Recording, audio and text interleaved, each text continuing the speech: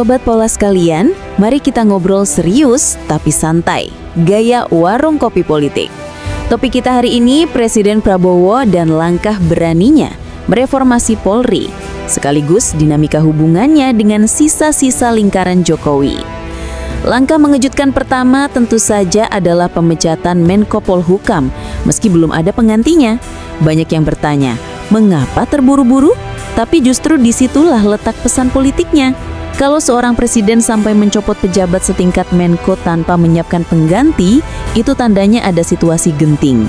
Said Didu dalam podcast Refli Harun 12 September 2025 menyebutnya sebagai sinyal bahaya laten di jantung keamanan negara.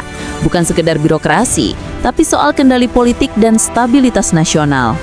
Langkah berikutnya muncul nama Ahmad Doviri. Mantan jenderal yang sebelumnya tak banyak diperhitungkan, kini ditarik langsung ke istana.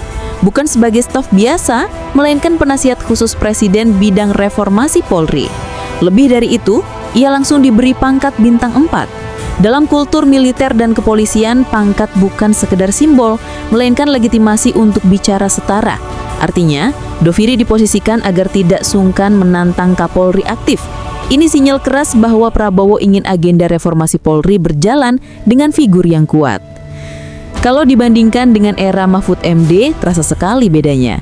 Secara aturan, Menko Polhukam adalah ketua ex officio Kompolnas, namun selama menjabat, Mahfud jarang menggunakan posisi ini untuk menekan Polri. Kasus-kasus besar seperti KM50 atau skandal Sambo membuat publik kecewa. Majalah Tempo edisi 16 September 2025 bahkan menulis fungsi pengawasan Polri lumpuh, padahal kewenangan ada di tangan Menko. Nah, Prabowo tampaknya membaca kelemahan itu. Ia langsung menempatkan Jamar Recaniago sebagai ketua Kompolnas, sekaligus memberi ruang bagi Ahmad Doviri untuk mengawal reformasi Polri. Tapi jangan lupa, reformasi Polri tidak bisa dilepaskan dari konstelasi politik di kabinet. Ada istilah geng Oslo, sebutan untuk jaringan politik yang terdiri dari Raja Juli Antoni, Bahlil, Erick Thohir, dan Zulkifli Hasan. Mereka ini disebut-sebut masih membawa bayang-bayang Jokowi ke lingkaran Prabowo. Di podcast Rocky Gerung, RGTV 20 Agustus 2025, Rocky bilang begini, Prabowo harus jadi presiden mandiri, jangan sampai masih ada remote control dari Cikeas atau Solo. Maksudnya jelas, jangan sampai ada kendali ganda di pemerintahan. Wacana reshuffle besar menjelang Oktober 2025 makin kencang. Kompas, 15 September 2025, menulis bahwa Prabowo tengah menyiapkan langkah merampingkan kabinet, sekaligus menutup pintu cawe-cawe politik lama. Bahkan, ada isu panas soal perpanjangan masa jabatan Kapolri. Kalau isu ini benar, jelas akan menimbulkan kecurigaan bahwa masih ada upaya mempertahankan pengaruh lama. Maka reshuffle tidak boleh sekedar tambal sulam, tapi harus jadi momentum untuk membangun soliditas kabinet. Pertanyaan berikutnya, bagaimana relasi Prabowo dengan Jokowi? Kita tahu, secara pribadi Prabowo adalah figur pemaaf. Ia sering merangkul lawan politiknya, bahkan setelah pertarungan Pilpres. Tapi dalam urusan negara, Presiden tidak boleh larut dalam romantisme pribadi. Disinilah pernyataan Refli Harun relevan ketika ia mengatakan dalam salah satu kanalnya, podcast 9 September 2025. Kalau negara dipimpin dengan logika personal, habis sudah demokrasi kita. Presiden harus tegas, hitam putih. Sejarah pun memberi pelajaran, Bung Karno tetap dihormati Soeharto secara pribadi, tapi Orde Baru lahir dengan arah yang sangat berbeda.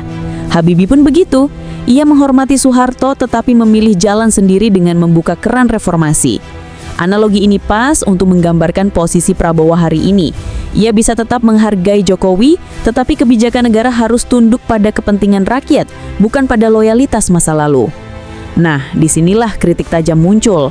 Sebagian orang Jokowi yang kini duduk di kabinet disebut hanya pendukung palsu.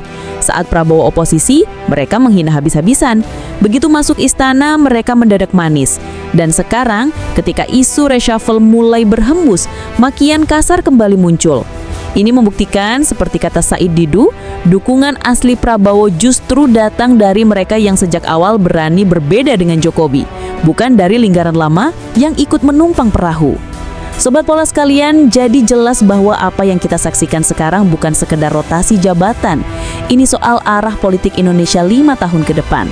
Apakah Prabowo berani menutup semua pintu cawe-cawe? Apakah ia mampu menjadikan reformasi Polri sebagai simbol kedaulatannya? Langkah awal sudah jelas, Menko Polhukam diganti mendadak. Ahmad Doviri diberi pangkat bintang 4. Jamare Chaniago dimandatkan sebagai Kompolnas. Tapi apakah itu cukup?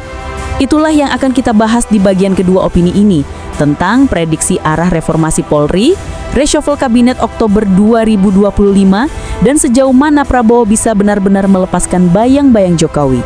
Karena percayalah Sobat Pola sekalian, ini baru permulaan.